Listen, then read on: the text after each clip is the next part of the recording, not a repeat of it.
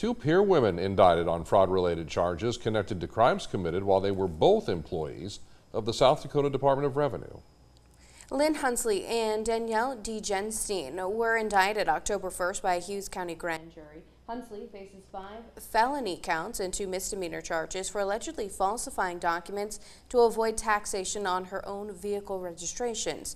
DeGenstein was indicted on 1 misdemeanor for allegedly concealing her knowledge of a felony to authorities, as she was the notary on documents also in question by another employee who is no longer living. In light of these and past corruption issues, Attorney General Marty Jackley says it is time for a change. First Alert investigator Beth Warden tells us about his plans tonight. Beth. Hello there, Brian. Jackley is hoping that new legislation will detect and prevent corruption in our state. He says there are new people in Pierre, and along with growing public support, it's time to put more teeth into corruption laws.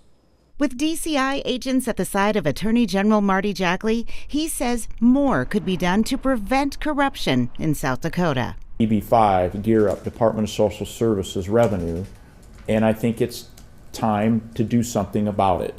Jackley is proposing legislation called the Government Anti-Corruption Act. People want their taxpayer dollars protected.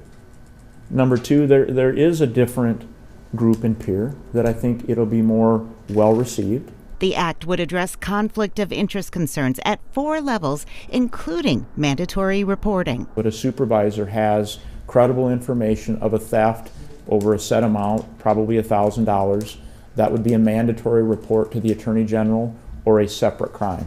Establishing a state employee financial whistleblower line. It seems something inappropriate to be able to come forth and not have consequences. And fourth, transparency.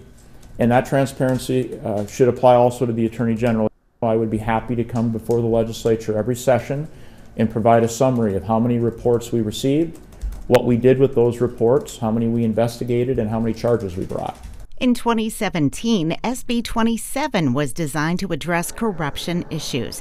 The final amendment was disappointing to him. It was a battle to get in what we could get in. And we had to give away way more than we should have, but to get something passed. Former Senator Lance Russell was on the Judiciary Committee at the time, also working to get the bill passed. I've always been perplexed with the hostility towards bringing public corruption type of tools into our statutory framework, because I've always felt that we just have an inadequate ability to hold these people to account.